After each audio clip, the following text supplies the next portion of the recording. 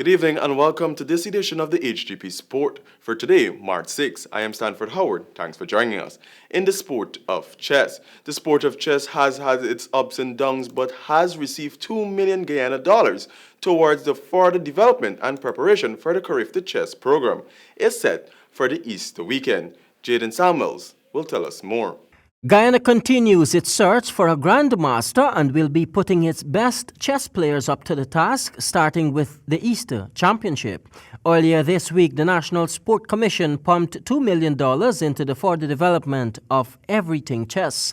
Receiving the gesture, Chess in Schools coordinator, Mr. Anand Ragnot, in expressing gratitude, appealed to the general public to come out and support the local players while reiterating that a grandmaster is in the making.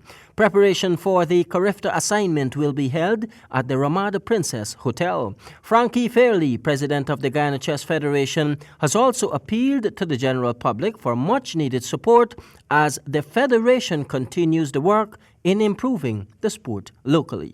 Jaden Samuels, HGP Sport. In cricket news, the Guyana Jaguars continued to hold Leeward Islands at arm's length on the second day of the 7th round of the West Indies Championship at the Providence National Stadium. Hear more in this report.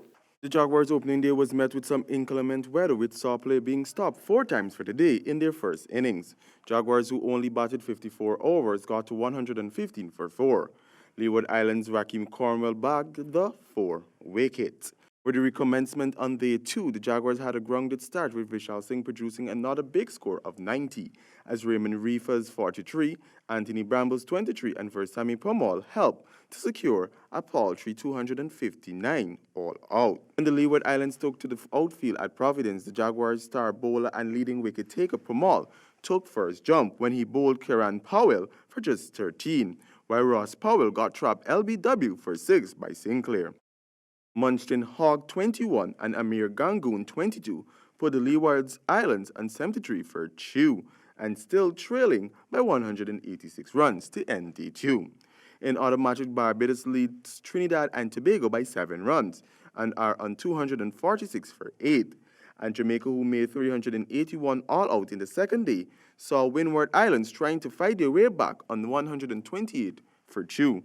For HGP Sport, I am Stanford Howard. Still with cricket, Andre Russell concurs with the bat to take the T20 series by 7 wickets in the final T20 match against Sri Lanka. Hear more in this report. The 2-time T20 champions West Indies showed up and showcased why they are one of the best at the game after electing to field after the toss. The Sri Lankans in their first innings were met with some stumbling blocks from the Windies seamers by losing 3 wickets within the power play for 48 runs. The Windies bowlers didn't stop there and kept the Sri Lankans batsmen at bay, slowing the run rate down until a fiery knock by Dusan Sankara, who consumed just 24 balls for his 31, until Shara Pierre 21 from 13 balls, to give Sri Lanka a total of 155 for 6 of their 20 overs. West Indies seemed to be repeating the same fate handed to them by the Sri Lankans in the ODI series with a whitewash. Despite a first wicket loss with just 23 runs on the board, it was Brandon King and Shemron Hetty-Meyer who stood tall and delivered with 43 runs each, despite Hetty-Meyer's production of 43 runs from 42 balls. The man of the hour was the big hitter Andre Russell, who blazed to 40 from just 14 balls, which included 6 sixes, as West Indies got over the line with 3 overs to spare and 7 wickets in hand, wrapping up the T20 series 2-0.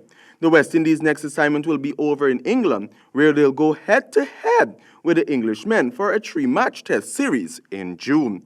For HGP Sport, I am Stanford Howard. And finally, the president of the Berbice Guyana Cricket Board is debunking claims that either he or the BCB was involved in the selection of officials for matches in Berbice, as was stated by the GCB secretary.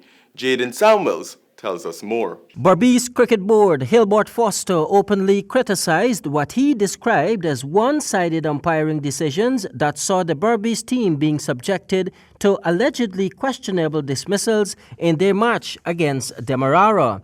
The president of the Guyana Cricket Board, Anand Sanasi, in a letter to the editor of Guyana Times on Tuesday, has claimed that the open criticism of match officials by other officials is not the proper practice and that Mr. Hilbert Foster selects match officials and venues for games played in Berbice, which, in his opinion, could affect the professionalism of those officials. But according to Foster, that's not true. He expressed that in his capacity as president of the Berbice Cricket Board, he has never been involved in the selection of officials for matches in Berbice, and that all officials are selected by the Berbice Cricket Umpires Association with no input from him.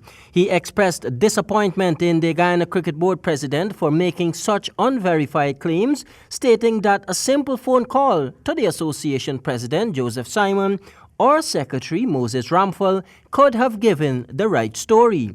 As it relates to venues, Hilbert Foster claims that they are always selected with the main objectives of promoting the game at the grassroots level and also to avoid home advantage to any one team, and that finals have been played at several venues across Berbice.